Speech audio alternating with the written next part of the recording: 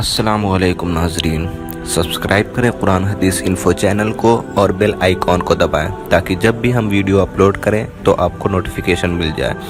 یہ فری ہے، جزاک اللہ۔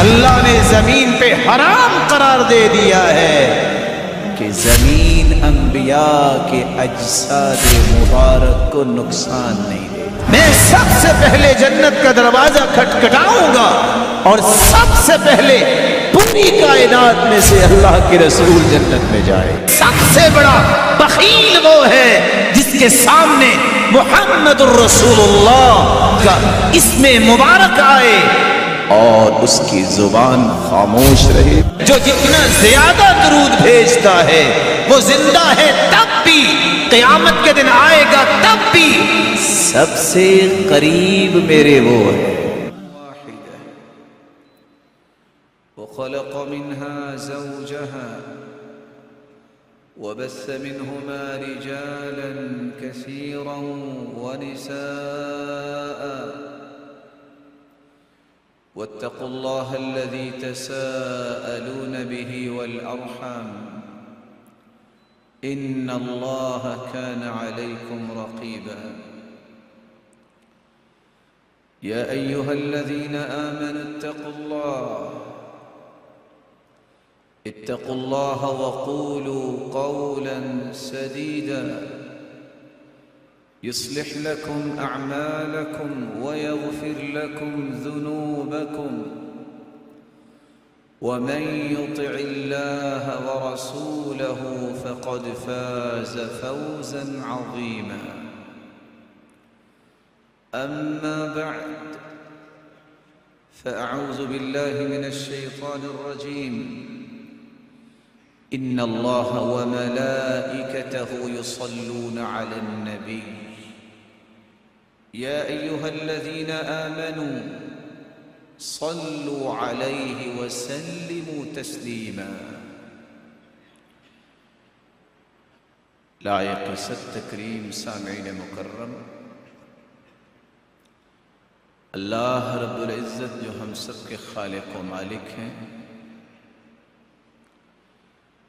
مالک الملک نے ہماری رشد و ہدایت کے لیے نوشتہ ہدایت قرآن مجید کو نازل کیا ہے،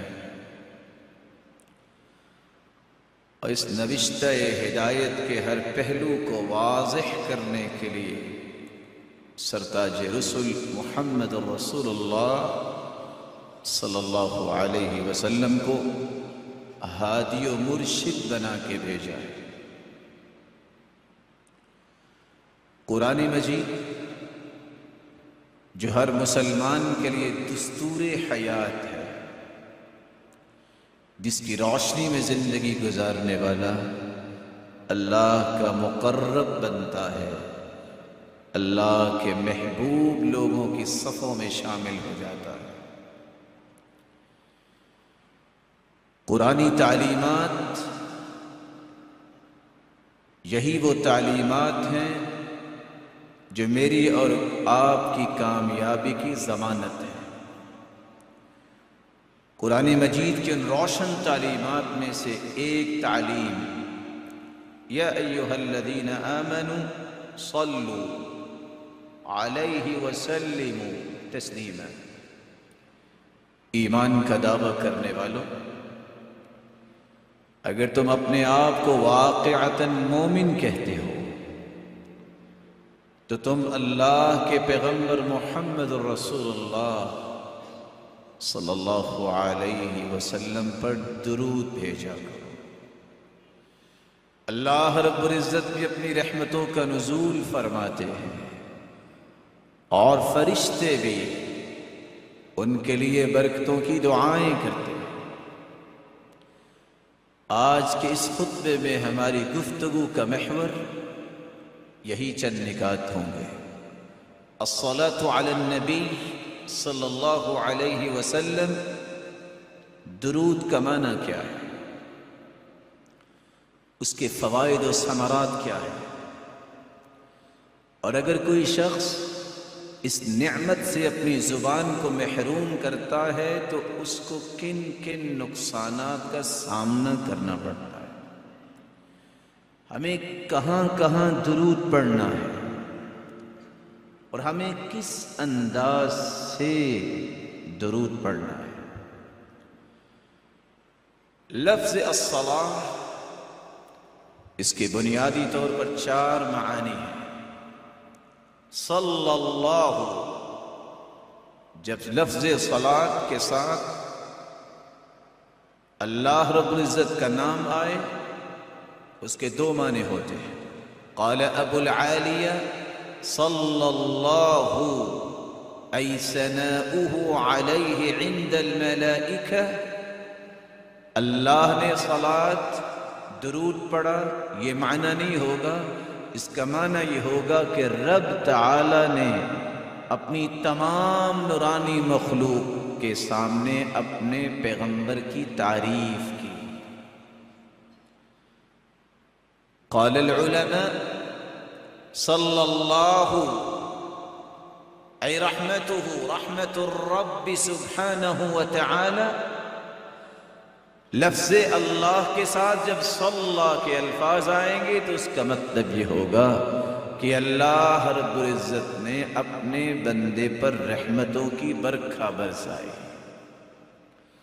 صلت الملائکہ، اگر فرشتوں کے ساتھ لفظ صلی آئے گا تو اس کا معنی ہوگا صلت الملائکہ ای دعاؤہم، کہ فرشتوں نے اللہ کے محبوب کے لیے دعائیں کی۔ صلی الرجل، اگر کسی انسان کا لفظ صلی کے ساتھ آئے گا تو اس کا معنی ہوگا یدعو بالبرکہ، کہ یہ برکت کی دعا کرتا ہے، جس کو ہم درود کا نام دیتے ہیں۔ صلت الطیور، اگر جانوروں پرندوں کا نام آ جائے صلی کے ساتھ، اس سے مراد ہوتی ہے التسبیح، کہ وہ اللہ کی تسبیح سبحان اللہ اور حمد و ثنا کرتے ہیں۔ تو بنیادی طور پہ صلاۃ کے 4 معنی ہیں۔ اللہ رب العزت رحمتوں کا نزول فرماتے ہیں اور فرشتوں کے سامنے اپنے بندے کی تعریف کرتے ہیں۔ فرشتے برکتوں کی دعائیں کرتے ہیں۔ انسان اللہ کے رسول پر درود بھیجتا ہے، پرندے اللہ کی تسبیح بیان کرتے ہیں۔ رسول اللہ صلی اللہ علیہ وسلم نے فرمایا، جو ایک مرتبہ درود پڑھتا ہے اس کو 10 انعامات سے نوازا جاتا ہے۔ ایک حدیث میں 3 انعامات کا تذکرہ ہے۔ ابو طلحہ رضی اللہ تعالی عنہ سے مروی ہے، رسول اللہ صلی اللہ علیہ وسلم نے فرمایا، اتانی آت من عند ربی عز وجل، اللہ کے پاس سے ایک آنے والا میرے پاس آیا، یعنی جبریل، فقال، اور کہنے لگا، من صلى من امتك صلاة واحدة، اے اللہ کے پیارے محبوب صلی اللہ علیہ وسلم، آپ کی امت میں سے اگر کوئی ایک مرتبہ درود پڑھتا ہے، كتب اللہ له بها 10 حسنات، پہلا انعام، اللہ رب العزت 10 نیکیاں اس کے نام اعمال میں لکھوا دیتے ہیں۔ وَمَحَى عَنْهُ 10 سَيِّئَاتٍ، 10 گناہوں کو معاف کر دیا جاتا ہے۔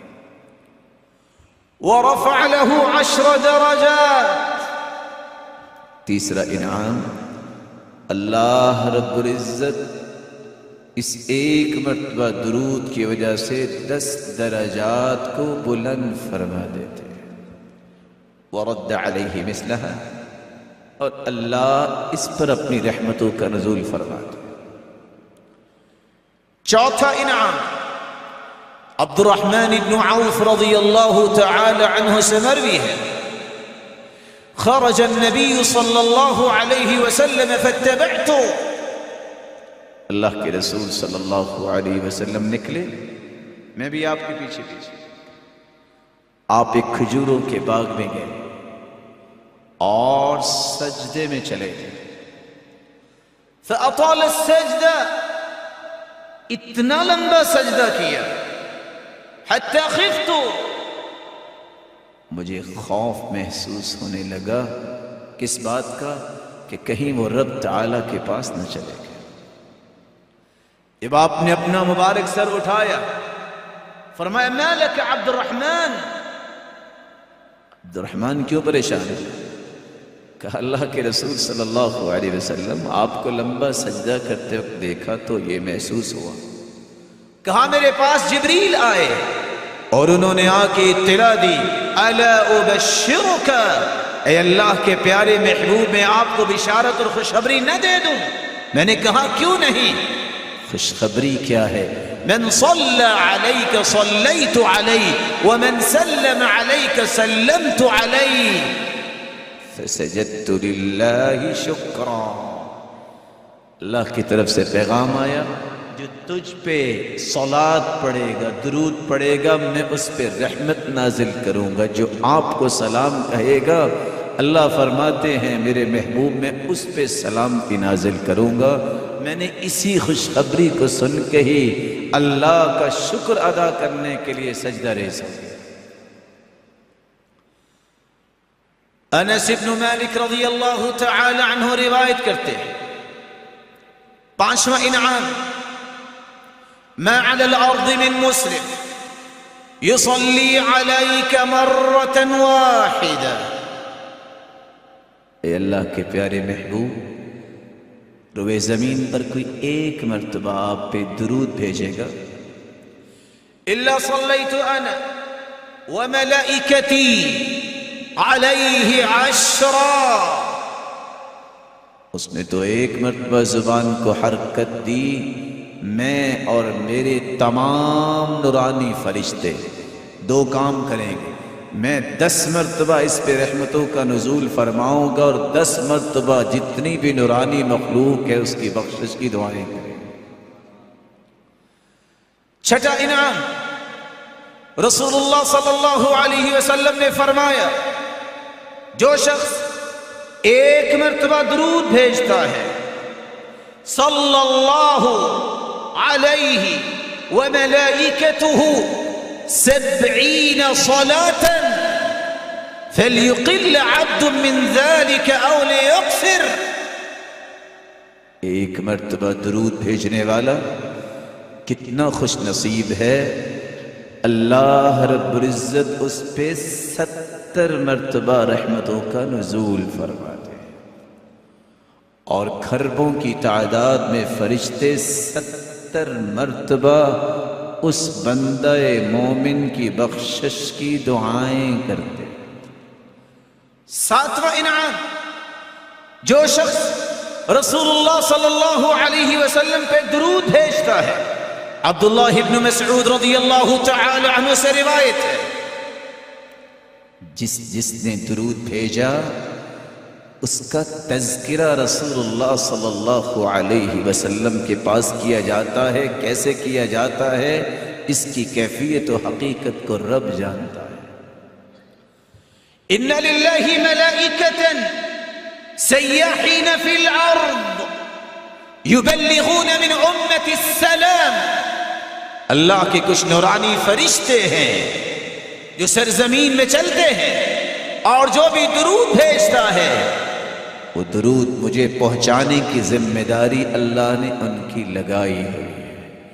اور دوسری روایت میں آتا ہے فَإِنَّ صَلَاةَ أُمَّتِي تُعْرَضُ عَلَيَّ، میری امت میں سے جو بھی درود بھیجتا ہے وہ درود مجھ پہ پیش کیا جاتا ہے۔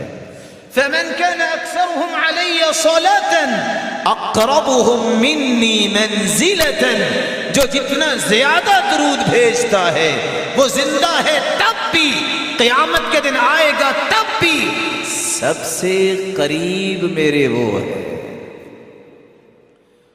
اور رسول اللہ صلی اللہ علیہ وسلم نے تو فرمایا تم درود بھیجو نہ بھیجو، ہر صبح ہوتی ہے 70,000 فرشتے آ کے اپنے پروں سے، رسول اللہ صلی اللہ علیہ وسلم کے صحابی بیان کرتے ہیں، آپ کی قبر کو ڈھانپ لیتے ہیں، شام تک یہ 70,000 فرشتے اللہ کے رسول کے لیے دعائیں کرتے ہیں برکت کی۔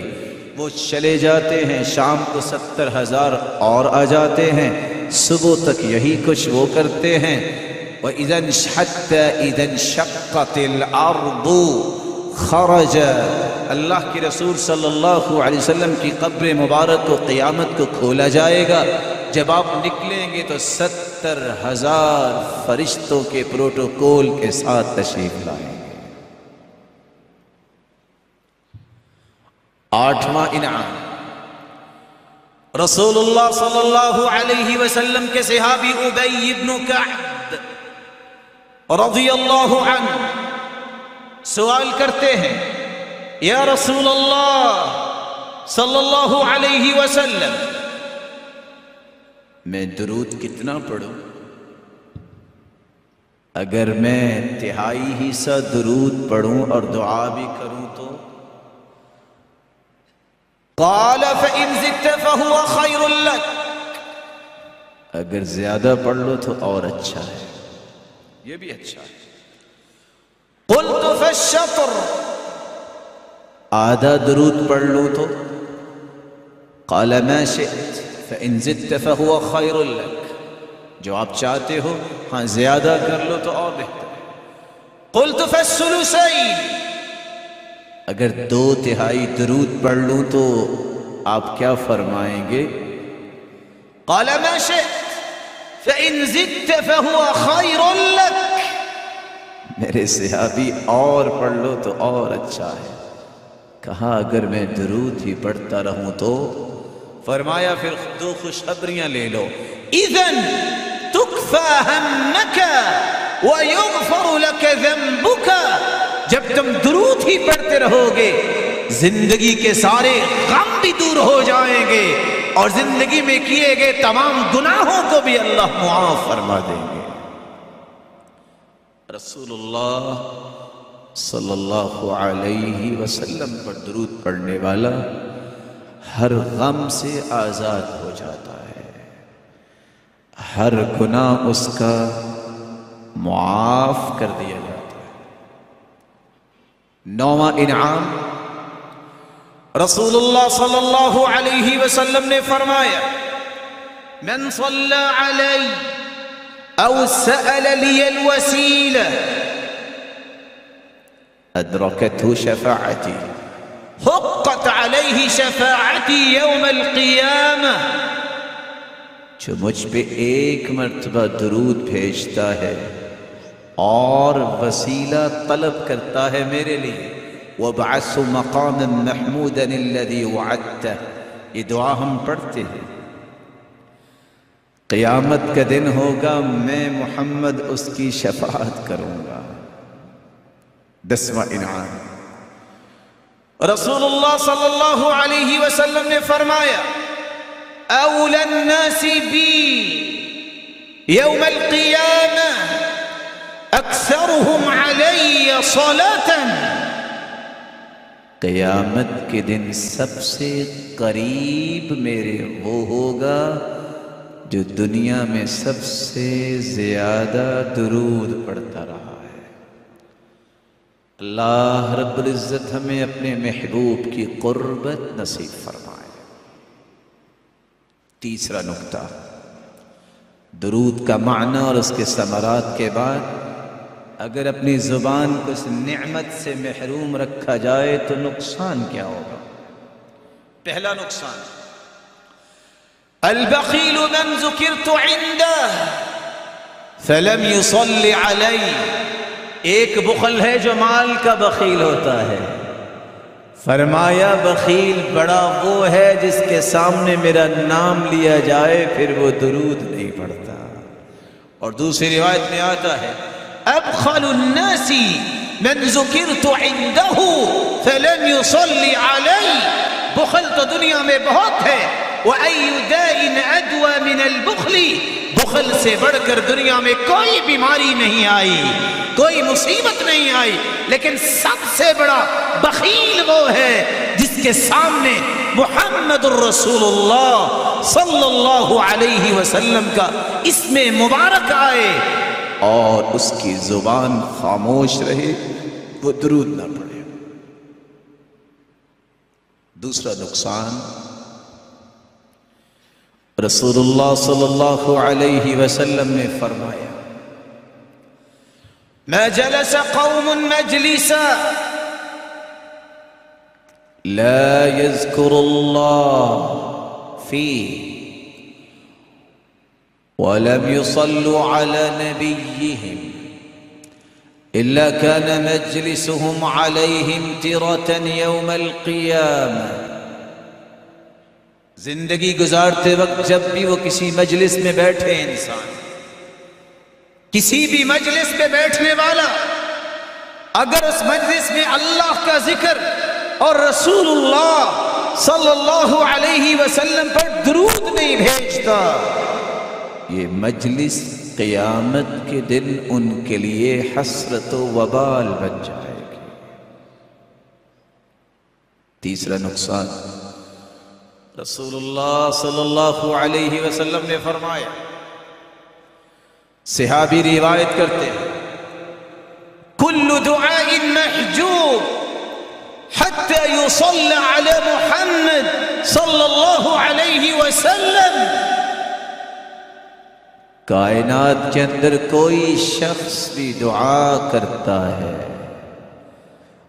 وہ دعا اللہ رب العزت قبول ہی نہیں کرتے جب تک اس دعا میں درود نہ پڑھا جائے. اور دوسری روایت کے الفاظ ان الدعاء موقوف بین السماء والارض حتى تصلی علی نبیک. جب تم دعا کرتے ہو تو جب تک تم درود نہیں پڑھتے وہ دعا زمین و آسمان کے درمیان رکی رہتی ہے. درود پڑھو گے تو یہ اللہ کے پاس جائے گی, شرف قبولیت سے نوازی جائے گی, ورنہ یہ دعا اللہ کے ہاں قبول نہیں. چوتھا نقصان, اللہ تعالیٰ کا یہ قانون ہے جب کوئی شخص طبی موت مرتا ہے, اللہ ایمان کی حالت میں ہمیں اپنے پاس بلائے تو انسان کی روح کا اخراج اس کے نوز سے ہوتا ہے. آپ نے شاید کبھی ملاحظہ کیا کہ میت کے ناک میں کچھ معمولی سا خم رائٹ یا لیفٹ ہوتا ہے, اس کو بولتے ہیں مات حتف انفی, یہ طبی موت مرا ہے. لیکن بعض لکھنے والے لکھتے ہیں کہ اگر کوئی ایکسیڈنٹ ہو یا انسیڈنٹ جس میں اس کی موت واقع ہوئی تو پھر جو زخم بڑا ہوتا ہے اس زخم سے اس کی جان نکلتی ہے. حدیث کہتی ہے رغم انف رجل ذکرت عنده فلم يصلي علی. چوتھا نقصان یہ ہے جو اللہ کے رسول صلی اللہ علیہ وسلم کے اسم مبارک کو سننے کے بعد درود نہیں پڑھتا, اس کو طبی موت آئے لیکن وہ زمین پہ اپنا ناک بھی رگڑے, اس کی جان نہ نکلے, اس پہ موت کی سختیاں وارد ہوں. پانچواں نقصان, رسول اللہ صلی اللہ علیہ وسلم نے صحابہ کو سمجھایا من ذکرت عنده فخطی الصلاة علی خاطئ طریق الجنہ. جس کے پاس رسول اللہ صلی اللہ علیہ وسلم کا اسم مبارک بولا گیا, اس نے سنا اور وہ درود نہیں پڑھتا, وہ درود کی بات نہیں, اصل میں وہ جنت کا راستہ بھول گیا.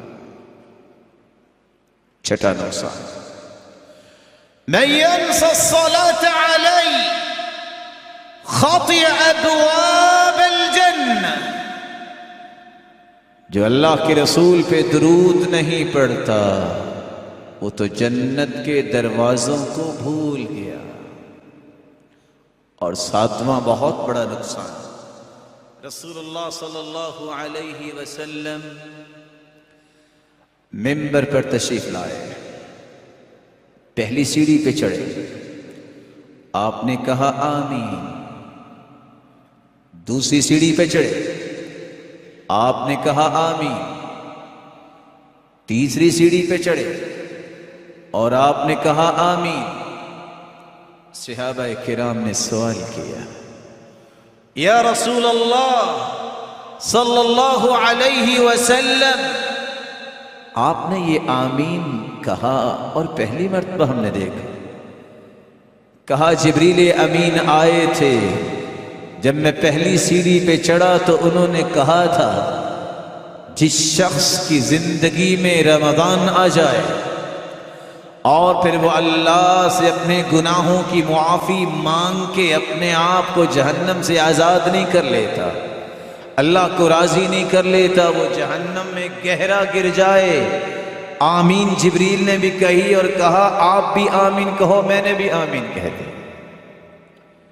دوسری مرتبہ اس نے کہا جس کی زندگی میں اس کے والدین زندہ ہوں، ایک یا دو، اور ان کی خدمت کر کے جنت میں نہیں چلا جاتا، وہ جہنم میں گہرا چلا جائے۔ جبریل نے بھی آمین کہی اور مجھے کہا کہ آپ بھی آمین کہیں، میں نے بھی آمین کہی۔ تیسری مرتبہ جبریل نے کہا جس شخص کے پاس آپ کا نام نامی اس میں گرامی آ جائے اور پھر وہ درود نہ پڑھے تو ایسا شخص بھی جہنم میں گہرا گر جائے۔ جبریل نے بھی آمین کہی اور مجھے بھی کہا آمین کہو، میں نے بھی آمین کہہ دی۔ جو شخص درود نہیں پڑھتا، رسول اللہ صلی اللہ علیہ وسلم کے فرمان کی روشنی میں اس کو کہاں جانا ہے؟ آج امت اللہ کے رسول کی سچی محبت سے آہستہ آہستہ محروم ہوتی جا رہی ہے۔ بہت غصہ اس کو آتا ہے جب غیر مسلم باتیں کرتے ہیں، لیکن ہمیں سوچنا یہ ہے میری محبت کہاں گئی؟ میں دن رات میں 24 گھنٹوں میں اللہ کے اس پیارے پیغمبر کے لیے تحفہ پیش کون سا کرتا؟ میری زبان پہ تذکرہ کس کا ہے؟ رسول اللہ صلی اللہ علیہ وسلم نے اس لیے امت کو اس بات کا درس دیا۔ 10 جگہوں پہ آپ کو درود پڑھنا چاہیے۔ سب سے پہلی جگہ، ہر روز صبح و شام 10 مرتبہ درود پڑھا کرو۔ رسول اللہ صلی اللہ علیہ وسلم نے فرمایا من صلى علي حين يصبح 10 وحين يمسي 10 أدركته شفاعتي يوم القيامة، جو صبح کے وقت 10 مرتبہ درود پڑھتا ہے، شام کے وقت 10 مرتبہ درود پڑھتا ہے، ادرکتہ شفاعتی یوم القیامہ، خوش ہو جائے قیامت کے دن میں محمد اس کی سفارش کروں گا۔ اور یہاں رک کے ایک بات سمجھ لیجئے میرے معزز اور محترم بزرگوں اور بھائیوں، سب سے پہلے جنت کا دروازہ کھٹکھٹائیں گے اور جن کے لیے کھولا جائے گا وہ کون ہے؟ محمد صلی اللہ علیہ وسلم۔ وَأَنَا أَوَّلُ مَنْ يَقْرَعُ بَابَ الْجَنَّةِ، میں سب سے پہلے جنت کا دروازہ کھٹکھٹاؤں گا اور سب سے پہلے پوری کائنات میں سے اللہ کے رسول جنت میں جائے۔ اور دوسری بات بھی سمجھ لیجیے، کوئی جتنا بھی نیک ہے اللہ اس کو اور نیک بنائے، لیکن جب تک اللہ کے رسول کی سفارش نہیں ہوگی کسی کا حساب ہی شروع نہیں ہوگا۔ تیسری بات بھی سمجھ لیجیے، حدیث میں آتا ہے جب ساری دنیا پریشان ہو کے میرے پاس آئے گی، بیدی لواء الحمد، آدم فمن سواہ تحت لوائی، میرے ہاتھ میں اللہ کی تعریف کا جھنڈا ہوگا، آدم سے لے کے قیامت تک آنے والی آدمیت اور انسانیت بشمول انبیاء میرے جھنڈے تلے ہوں گے، پوری کائنات کو اکٹھا کیا جائے گا میرے پاس، میں عرش کے نیچے سجدہ ریز ہو جاؤں گا، اللہ کی طرف سے آواز آئے گی یہ محمد ارفع رأسک وسل تعطا واشفع تشفع، اے میرے محبوب صلی اللہ علیہ وسلم اپنا مبارک سر اٹھائیے، مانگیے میں عطا کرتا ہوں، سفارش کیجئے میں قبول کرتا ہوں، تب جا کے دنیا کا حساب شروع۔ تیسری بات بھی نہ بھولیے گا میرے بھائیو، کوئی شخص باوجود اس کے کہ نیک ہے، صالح ہے، جب تک اللہ کے رسول کی سفارش نہیں ہوگی جنت نہیں جائے۔ چوتھی بات بھی سمجھ لیجئے، جنتی کو بلند درجے پہ جانے کے لیے بھی اللہ کے رسول کی سفارش کی ضرورت ہے۔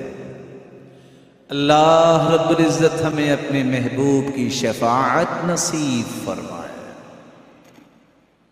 لیکن یاد رکھنا، بات کے تکملے کے طور پہ یہ شفاعت ملے گی کس کو؟ سیدنا ابو ہریرہ رضی اللہ تعالی عنہ نے سوال کر دیا، من اسعد الناس بشفاعتك یا رسول اللہ صلی اللہ علیہ وسلم، سرتاج رسول قیامت کے دن سب سے زیادہ خوش نصیب کون ہوگا جس کو آپ کی شفاعت ملے گی؟ کہا ابو ہریرہ مجھے پہلے پتا تھا یہ سوال تم ہی کر سکتے ہو، تیرے اندر شوق اور ذوق اور تڑپ ہے جنت کی۔ سنو، اسعد الناس بشفاعتی من قال لا الہ الا اللہ خالصا من قلبی، جو اخلاص کے ساتھ توحید کو خالص کرنے والا ہے میری شفاعت تو اس کو ملے گی۔ صبح و شام اللہ کے رسول کی شفاعت کا حقدار بننے کے لیے درود پڑھو۔ دوسری جگہ اذان سننے کے بعد رسول اللہ صلی اللہ علیہ وسلم نے فرمایا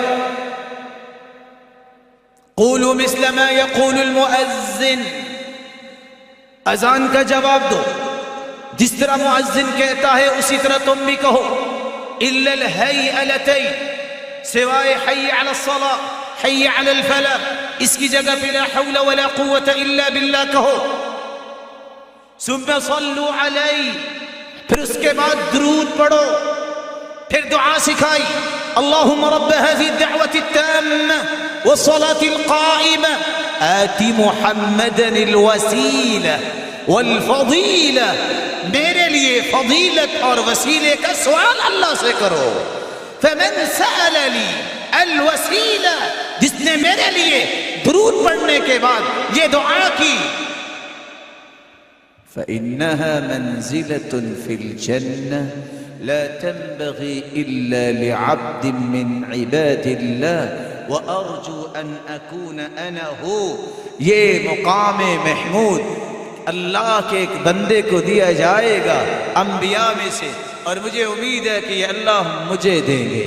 اور جو شخص درود پڑھتا ہے اذان کہنے کے بعد دعا پڑھتا ہے، حلت لہ الشفاعہ، قیامت کے دن میں اس کی سفارش اور شفاعت ضرور کروں۔ یہاں ایک بات کا اضافہ کر لیجئے میرے معزز اور مکرم بھائیوں، من لم یجب الاذان لم يدخل الجنہ، جو اذان کا جواب نہیں دیتا وہ جنت نہیں جائے گا۔ صحیح بخاری کی شرح فتح الباری میں ابن حجر یہ روایت لائے۔ اس حدیث کا معنی کیا ہے؟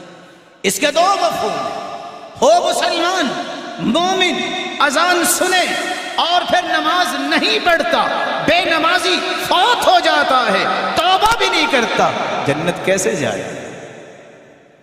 دوسرا اس کا معنی، اذان کا جواب دینے کے بعد جو درود نہیں پڑھتا اس کو اللہ کے رسول کی سفارش نہیں ملے گی، سفارش اور شفاعت کے بغیر کوئی جنتی جنت نہیں جائے۔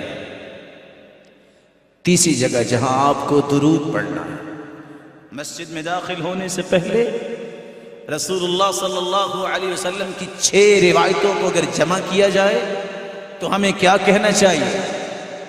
اعوذ باللہ العظیم وبوجہہ الکریم وسلطانہ القدیم من الشیطان الرجیم بسم اللہ والصلاة والسلام على رسول اللہ اللہم اغفر لی ذنبی وافتح لی ابواب رحمتک. اور دوسری روایت کے الفاظ یہ بھی ہیں اللہم اعصمنی من الشیطان الرجیم، اللہ مجھے شیطان مردود کے وسوسوں سے بھی بچاؤ. تو تیسری جگہ جہاں ایک مسلمان کو درود پڑھنا چاہیے مسجد میں داخل ہوتے وقت اور مسجد سے خارج ہوتے وقت. چوتھی جگہ جہاں ایک مسلمان کو درود پڑھنا ہے جب آپ تشہد میں بیٹھتے ہیں التحیات للہ والصلوات والطیبات، اس دعا کو پڑھنے کے بعد اشہد ان لا الہ الا اللہ، پھر فرمایا ثم یصلی علی، پھر درود پڑھے. اور جو درود پڑھتا ہے حدیث کے الفاظ ہے اللہ کے رسول صلی اللہ علیہ وسلم نے دیکھا ایک شخص نماز پڑھ رہا تھا تشہد میں بیٹھا اور اس نے درود نہیں پڑھا، دعا کی، فرمایا عجل ھذا، اس نے تو جلد بازی کی ہے. ایک دوسرے کو دیکھا وہ درود پڑھ رہا تھا، آپ نے فرمایا ادعو تجب، تم نے اللہ کی تعریف بھی کی اور ساتھ اس کے محبوب پہ درود بھی بھیجا، مانگو جو مانگتے ہو اب تیری دعاؤں کو اللہ قبول فرمائیں گے.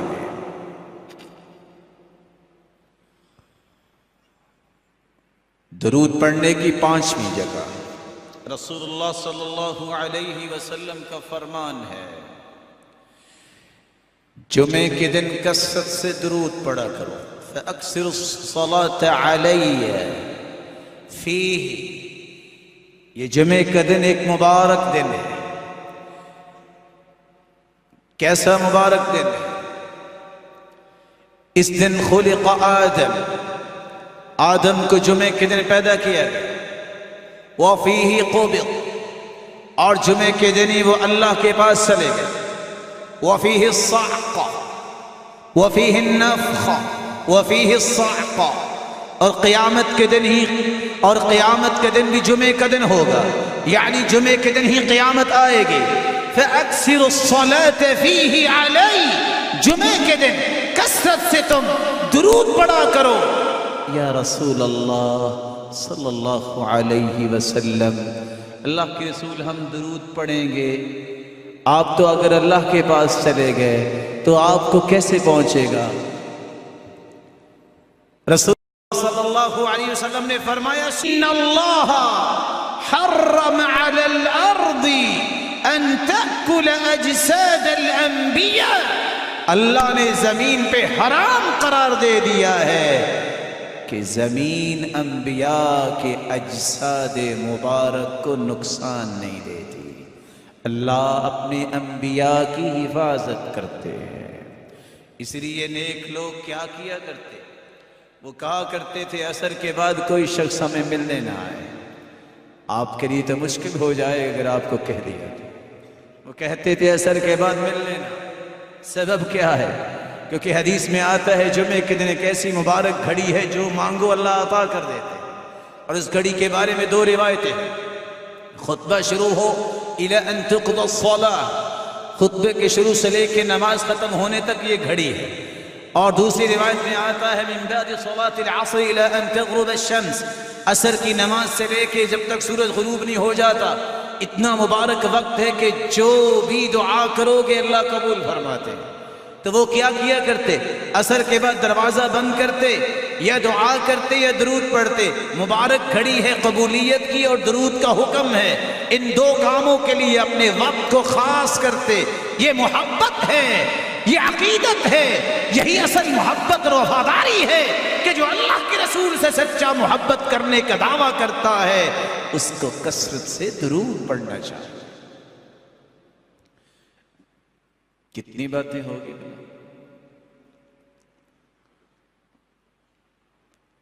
جاگ رہے ہیں سارے انشاءاللہ؟ کتنی باتیں ہوگی؟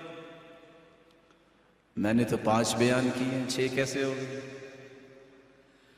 رسول اللہ صلی اللہ علیہ وسلم نے فرمایا صبح و شام درود پڑھو.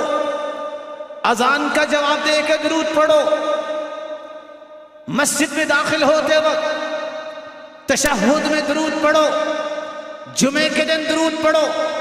چھٹی جگہ نماز جنازہ کے اندر درود۔ صحابی کہتے ہیں السنة في صلاة الجنازة أن يكبر ثم يقرأ بفاتحة الكتاب بعد التكبيرة الأولى ثم يصلي على النبي صلى الله عليه وسلم۔ جنازے کا طریقہ یہ ہے اللہ اکبر کہیے، پھر سورۃ الفاتحہ پڑھیے، اس کے بعد دوسری تکبیر کے بعد اللہ کے رسول پہ درود بھیجیے۔ ساتویں جگہ جہاں انسان کو درود پڑھنا چاہیے، ابو حلیمہ بیان کرتے ہیں کان معاذ رضی اللہ تعالی عنہ یصلی علی النبی صلی اللہ علیہ وسلم فی القنوت۔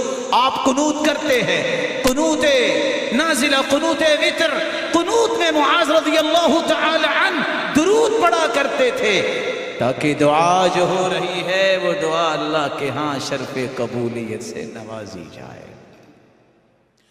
آٹھویں جگہ جب بھی اللہ کے رسول صلی اللہ علیہ وسلم کا اسم مبارک آئے آپ کی زبان پہ درود جاری ہو جانا چاہیے۔ رسول اللہ صلی اللہ علیہ وسلم کا فرمان آپ نے سنا، البخیل من ذکرت عنده فلم يصلي علی۔ سب سے بڑا بخیل وہ ہے جس کے سامنے میرا نام لیا جائے اور پھر وہ درود نہیں پڑھتا۔ نویں جگہ جب بھی دعا کرو درود ضرور پڑھا کرو۔ ان الدعاء موقوف بین السماء والارض حتى تصلی علی نبیک۔ جب تک درود نہیں پڑھتے دعا زمین و آسمان کے درمیان موقوف رہتی ہے، رکی رہتی ہے، اللہ کے ہاں پہنچتی نہیں، قبول کیا ہونی ہے۔ 10ویں جگہ جب بھی بیٹھو تمہاری مجلس کی سعادت اور خوش نصیبی یہ ہے کہ اللہ کی تعریف کیے بغیر اور رسول اللہ صلی اللہ علیہ وسلم پر درود بھیجے بغیر اس مجلس کو برخاست نہ کرو۔ ما جلس قوم مجلسا لم يذكروا الله فيه ولم يصلوا على نبيهم إلا كان مجلسهم عليهم يوم القيامة ترة عليهم يوم القيامة۔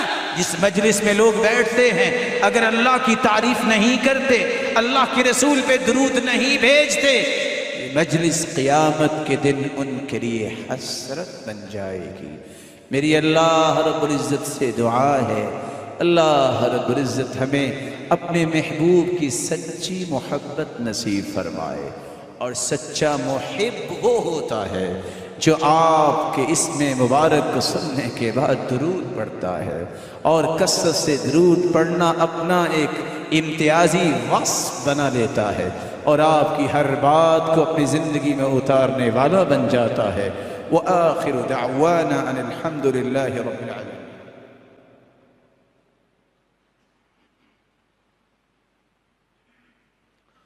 الحمد لله على إحسانه والشكر له على توفيقه وامتنانه، وأشهد أن لا إله إلا الله وحده لا شريك له تعظيما لشانه، وأن محمدا عبده ورسوله الداعي إلى رضوانه، أما بعد فأعوذ بالله من الشيطان فإنه عدو للإنسان۔ لائق ست تکریم سعادت مند ہے وہ شخص جو ایک مرتبہ درود پڑھے، 10 نیکیوں کا مستحق، 10 گناہوں کی ضمانت، 10 درجات کی بلندی۔ ایک مرتبہ درود پڑھنے والا اللہ اور اس کے فرشتے 70 مرتبہ اس پہ دعا رحمت کا نزول فرماتے ہیں اور فرشتے بخشش کی دعا کرتے ہیں۔ اور ایسا یہ خوش نصیب جس کو قیامت کے دن اللہ کے رسول کی سفارش و شفاعت نصیب ہوگی، اور سب سے قریب وہ ہوگا جو جتنا زیادہ درود پڑھتا ہے۔ سوال یہ ہے درود کیسے پڑھے؟ اور یہ ہماری گفتگو کا آخری نقطہ ہے۔ رسول اللہ صلی اللہ علیہ وسلم کے فرامین کی روشنی میں آپ درود کس طرح پڑھے؟ سب سے پہلا طریقہ صلی اللہ علیہ وسلم، سنن ابی داؤد کی روایت ہے۔ دوسرا طریقہ آپ درود کیسے پڑھے؟ صحیح بخاری کی روایت ہے۔ رسول اللہ صلی اللہ علیہ وسلم نے صحابہ کرام کو جو درود سکھایا، اللہم صلی علی محمد وعلی آل محمد كما صليت على إبراهيم وعلى آل إبراهيم إنك حميد مجيد اللهم بارك على محمد وعلى آل محمد كما باركت على إبراهيم وعلى آل إبراهيم إنك حميد مجيد۔ یہی وہ درود ہے جس کو درود ابراہیمی کہتے ہیں۔ یہی وہ درود ہے جو ابی ابن کعب رضی اللہ تعالی عنہ کے سوال کرنے کے بعد اللہ کے رسول نے امت کو سکھایا۔ یہی وہ درود ہے جس کو ہم نماز میں پڑھتے ہیں۔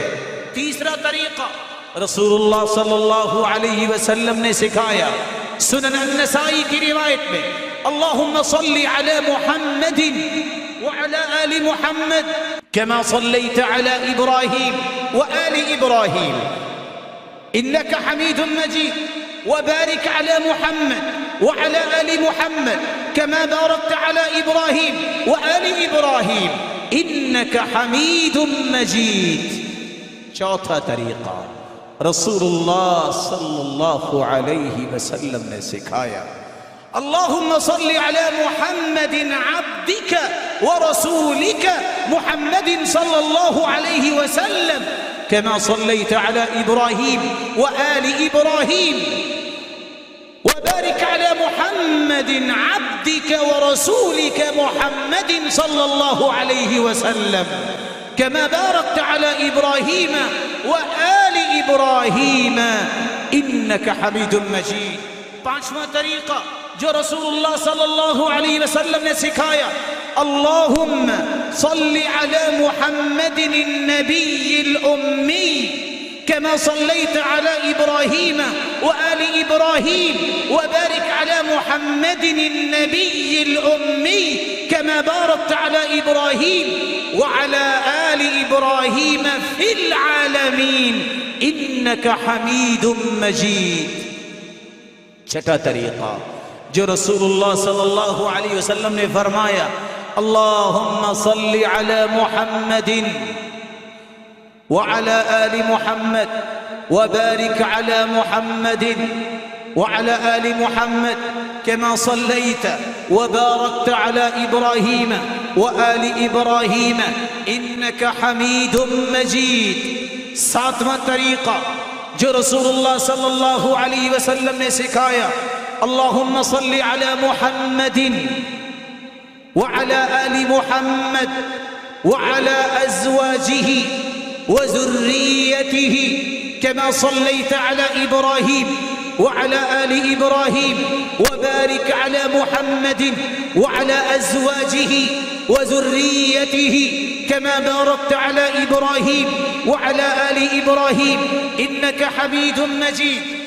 آٹھواں طریقہ جو رسول اللہ صلی اللہ علیہ وسلم سے ثابت ہے کہ آپ درود اس طرح بھی پڑھ سکتے ہیں، اللہم صل علی محمد وعلی اہل بیتہ وعلی ازواجہ وذریتہ كما صليت على إبراهيم وعلى آل إبراهيم وبارك على محمد وعلى أهل بيته وأزواجه وذريته كما باركت على إبراهيم وعلى آل إبراهيم إنك حميد مجيد۔ اللہ رب العزت سے دعا ہے ان درود کے صیغوں کو اور رسول اللہ صلی اللہ علیہ وسلم کے سکھائے ہوئے الفاظ کو یاد کرنے اور ان کو اپنی زبان پہ جاری کرنے کی توفیق عطا فرمائے۔ احباب گرامی، آج کی اس گفتگو کے بعد 3 گزارشیں اس بات کو مکمل کرنے کے لیے۔ سب سے پہلی گزارش، بینگ مسلم، ہر مسلمان کی ذمہ داری ہے اگر وہ اپنی روحانیت کو ہر وقت مینٹین رکھنا چاہتا ہے، ہر وہ مسلمان جو سچا متمنی ہے اور حقیقی خواہش رکھتا ہے میں اللہ کے قریب رہوں، ایک پہلا اصول اس کے لیے یہ ہے، نماز کی پابندی، قرآن کی تلاوت، اللہ کا ذکر، اور خصوصاً چوتھی بات جو آج ہم نے بیان کی، اللہ کے رسول پہ درود بھیجنا۔ تک یہ 4 چیزیں ہر روز اپنا معمول انسان نہیں بناتا، کبھی بھی دین اور روحانیت کی خوبصورت شکل اس کی زندگی میں نہیں آ سکتی۔ تقرب الہی عبادت کے بغیر نہیں، تقرب الہی قرآن سے وابستگی کے بغیر نہیں، تقرب الہی اللہ کے ذکر کے بغیر نہیں، تقرب الہی دنیا میں اور آخرت میں اللہ کے رسول پر درود بھیجنے کے بغیر ممکن نہیں۔ دوسری گزارش، رسول اللہ صلی اللہ علیہ وسلم نے امت کو 2 باتیں سمجھائیں۔ پہلی بات، من عمل عملا لیس علیہ امرنا فہو رد۔ صحیح مسلم کی روایت ہے، کائنات کا کوئی بھی شخص، کوئی اسکالر، کوئی فلاسفر، کوئی پی ایچ ڈی ڈاکٹر، دنیا جہان کی ڈگری اس کے پاس ہو، کوئی بھی عمل کرے، جتنی چاہے نیت کو خالص کر لے، جب تک رسول اللہ صلی اللہ علیہ وسلم کے بتائے ہوئے طریقے اور سلیقے کے مطابق عبادت نہیں، وہ عبادت اللہ کے ہاں قابل قبول نہیں۔ اور صحیح بخاری اور مسلم کی روایت، من احدث فی امرنا ھذا ما لیس منہ فہو رد۔ جو شخص دین مکمل ہو چکا، قرآن مکمل ہو چکا، اللہ کے رسول صلی اللہ علیہ وسلم پہ آیت نازل ہو چکی، اليوم اکملت لکم دینکم واتممت علیکم نعمتی ورضیت لکم الاسلام دینا۔ سرتاج رسول اللہ کے پاس چلے گئے، سیدنا ابو بکر رضی اللہ تعالی عنہ کا دور آیا، ختم ہوا، سیدنا عمر آئے۔ تعجب کی بات یہ ہے، یہودی آگے آ کے کہتے ہیں، آیت فی کتابکم لو نزلت علینا معشر اليہود لاتخذنا ذلك اليوم عیدا۔ بات کون کر رہا ہے؟ یہودی۔ میں مسلمانوں کی بات نہیں کر رہا، یہودی آئے اور کہتے ہیں عمر رضی اللہ تعالی عنہ سے، آپ کے پاس جو اللہ کی کتاب ہے جو سرتاج رسول پہ نازل ہوئی، اس میں ایک آیت ایسی ہے، اتنی عظیم آیت ہے، اتنی بڑی آیت ہے، اگر ہم یہودیوں پہ نازل ہو جاتی تو ہم جس دن یہ نازل ہوئی تھی اس دن کو عید کا دن بناتے۔ پوچھا کون سی؟ یہودیوں نے جواب دیا، الیوم اکملت لکم دینکم واتممت علیکم نعمتی۔ اللہ نے آیت اتار کے احسان کیا ہے کہ دین مکمل ہو گیا ہے۔ دین کی تکمیل کی آیت اتنی عظیم آیت ہے، یہودی کہتے اگر ہم پہ نازل ہوتی اب عید مناتے، تو سیدنا عمر کہتے ہیں جس دن یہ نازل ہوئی میں جانتا ہوں، میدان عرفات میں عصر کے بعد اللہ کی رسول اونٹنی پہ سوار تھے، صحابی نے اونٹنی کی مہار پکڑی ہوئی تھی اور یہ آیت نازل ہوئی۔ اور یاد رکھنا یہ ہماری عید کا دن ہی ہے، عرفے کا دن یہ ہماری عید کا دن ہی ہے۔ حاجی میدان عرفات میں ہوتے ہیں اور دنیا میں کیا ہوتا ہے؟ خوشی ہوتی ہے، اور سب سے بڑی خوشی ان لوگوں کے لیے جو میدان عرفات میں ہیں۔ اللہ فرماتے ہیں، او میرے فرشتوں، انظروا الی عبادی اتونی شعثا غبرا، دیکھو ان میرے بندوں کو، بال بکھرے ہوئے ہیں، پراگندہ حال ہے، یہ صرف میری رحمت لینے کے لیے آئے ہیں۔ سارے فرشتوں گواہ رہنا، جتنے آئے میں نے سب کو معاف کر دیا۔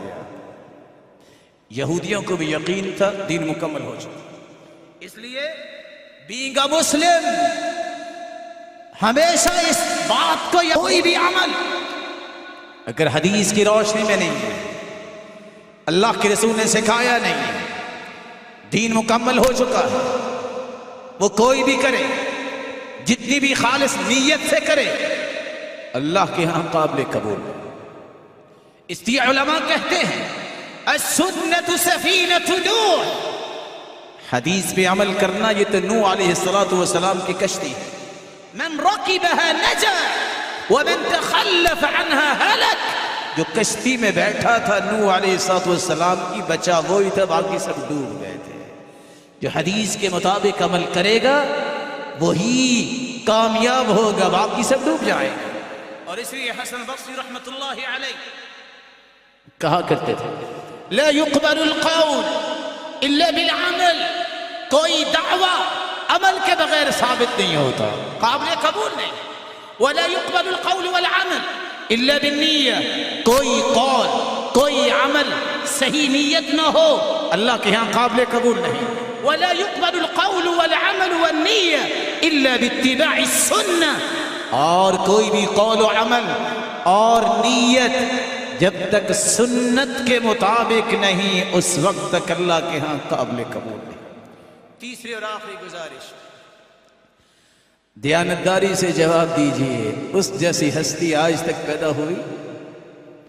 بولے نہیں، قیامت تک پیدا ہو سکے گی؟ وہ ہستی ذات کے اعتبار سے بھی بے مثال، وہ اپنی ہر بات کے اعتبار سے بھی بے مثال، وہ ہستی اپنی ذات کے اعتبار سے بھی بے مثال، اس کا طریقہ اور اس کا سکھایا ہوا سلیقہ بھی کائنات میں بے مثال۔ اس لیے وہ الفاظ جو رسول اللہ صلی اللہ علیہ وسلم نے سکھائے، نہ ان جیسے الفاظ پوری دنیا جمع ہو کے بنا سکتی ہے، نہ اس کا مقابلہ کر سکتی۔ اس لیے اس درود کو رواج دیجئے جس کا تذکرہ حدیث میں آیا، جس کا تذکرہ صحابہ نے کیا، جو اللہ کے رسول نے سکھایا، کہیں اپنی قابلیت، کہیں اپنی رائے، کہیں اپنے تجربے، اس کو دین کا لبادہ اڑا کے دین میں شامل نہ کر دینا۔ من احدث فی امرنا ھذا ما لیس منہ فہو رد، شریعت مکمل ہو گئی۔ حجۃ الوداع کے موقع پہ آخری حج میں اللہ کے رسول صلی اللہ علیہ وسلم کے ساتھ 1,44,000 صحابہ موجود تھے، آپ نے گواہ بنایا اللہم اشہد فإنی قد بلغت، اللہ میرے مالک تو بھی گواہ رہنا، جتنا دین تو نے مجھے سکھایا میں نے دنیا کو سکھا دیا۔ اگر تو سکھائے ہوئے دین میں کوئی لفظ آ جائے ضرور پڑھے، اگر سکھائے ہوئے دین کا حصہ نہیں وہ دین نہیں۔ اللہ رب العزت مجھے اور آپ کو سچی محبت سے نوازے۔ الہ العالمین ہمیں کثرت سے درود پڑھنے کی توفیق عطا فرما، اور قیامت کے دن اپنے محبوب کی رفاقت نصیب فرما۔ الہ العالمین اپنے دیدار کا مستحق بنا۔ وآخر دعوانا الحمد للہ رب العالمین۔